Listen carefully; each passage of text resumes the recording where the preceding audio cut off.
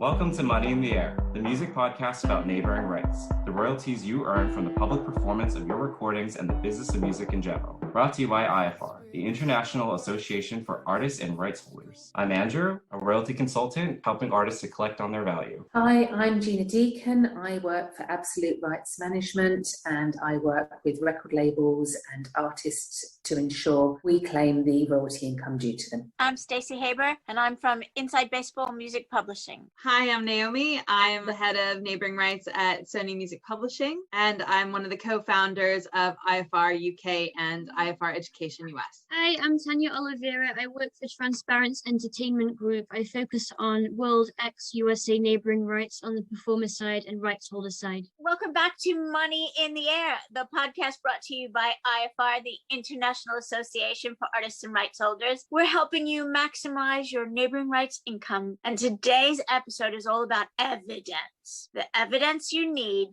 to prove that you deserve your neighbouring rights royalties. And the reason it's important is because you're going to be asked for it. There's a conflict. If anybody's never heard of you, if your registration comes way later than anybody else's. So I'm going to hand you over to my board members and co-founders and let them take them in turn. What evidence have you been asked for in the past and by which country? We need per track evidence, so proof that person's on the recording, and that can be liner notes, that can be Discogs is a great source of information. The key thing is it has to be per track. So it can be a letter signed by the featured performer confirming that a specific non-featured performer was on that recording. Can I ask you about places like Discogs and Wikipedia and stuff? Because whether it's user-generated content or somebody unofficial putting up content, there are often mistakes. What do you do in that case? Or how do you prove that it is verifiable? Well, I mean, Wikipedia is not necessarily accepted places, but if I wanted to prove, say, Lady Gaga is Lady Gaga, and I need to submit evidence for every single Lady Gaga track that I've recorded that she's Lady Gaga, then if I just submit a Wikipedia page saying,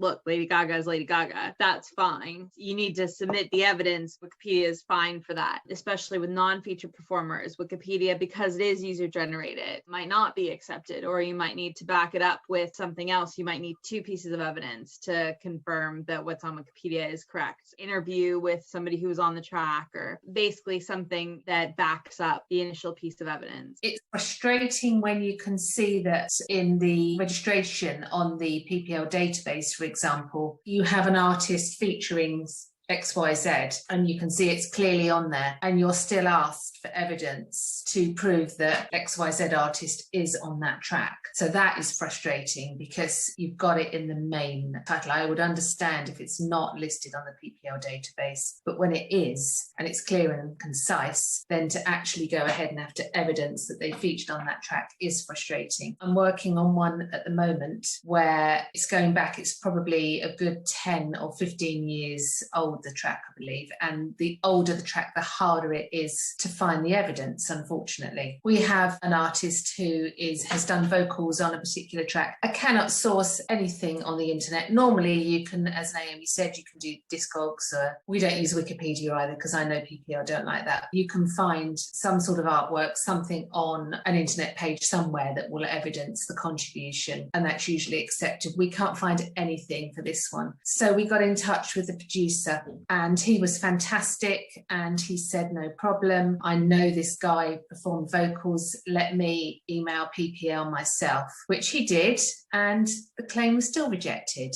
So I think it's a case of computer says no, the two sides just didn't meet up, I guess. So I have now contacted my representative at PPL and said, please help, because we have this confirmation here from a producer on this track. Please match them up. Please take this to the disputes department and work your magic. There are an awful lot of claims to be worked on with PPL, and they cannot do this research, which is why they are relying on the artist or on a representative. When we know that our artist performed on that track and all we are trying to do is get the money that is due to them, it is frustrating. The ideal now is that the record company enters the data at the time of registration, which, if that works, that's brilliant. They didn't used to have to do that back in the day, and we're facing the repercussions of that now. So, for example, GVL in Germany, every time you made a claim, you had to attach evidence, which was, a screenshot of Discog's PDF version. But they recently scrapped that, which has saved a lot of time. Playwright in Belgium, there's an option to upload evidence, but you don't have to.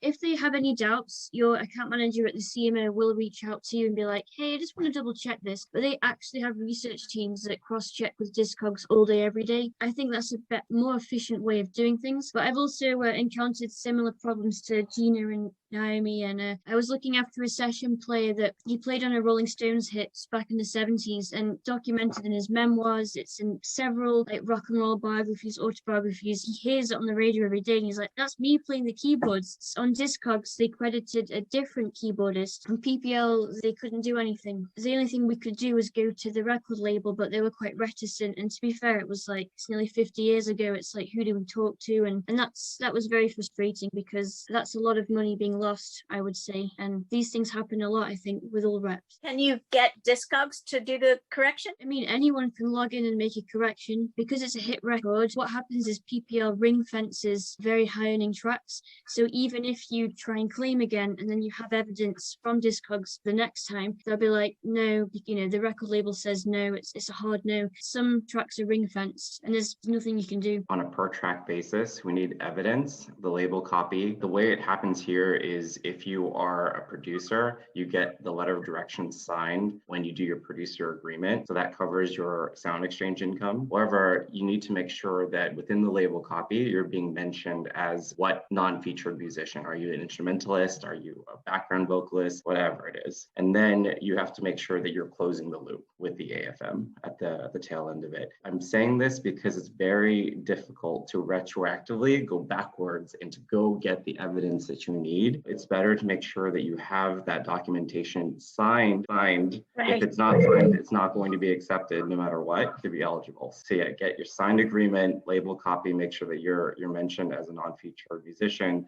the instrumentalist, on letter of direction to sound exchange. And the label copy has to be, like you say, on a track by track basis. They just can't put you down for the whole album. That will not work. That will be rejected. Even if you're on singing backing vocals on every song on the album, you have to be listed under every song or it's not good evidence. Just a letter from the featured artist. I mean, that happened a couple times. I had a specific drummer that Tanya and I used to work with, and there are a few different recordings where, because he was close with the people that were on the recording and he was able to get a letter, one sentence, so-and-so played the drums on this recording, and it was signed by whoever specifically the featured artist, not the producer, not it was specifically whoever was the featured artist, and that was accepted.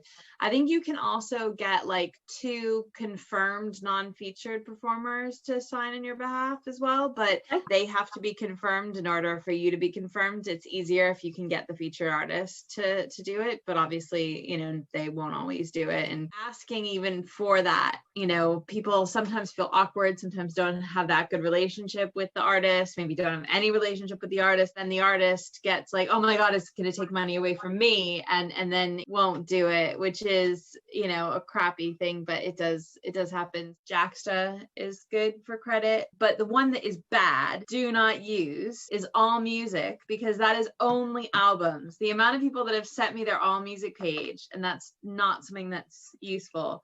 The other thing that's not useful is that person's own page. If you're on the featured artist page, that's great. But if you've got your own website where you list all this stuff, PPL is just going to be well, it's your website. Get it in writing when you do the session agreement that the label promises to list you as a session player for X instrument or backing vocals when they register it, and that they will register the rights holder side by X date, within 30 days of release of the track.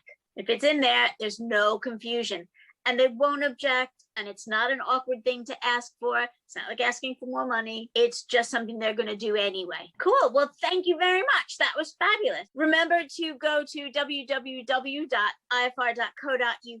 and hit that button that says join us. Become a member. and you could submit your questions and we'll tell you what you need to know. Have a good week.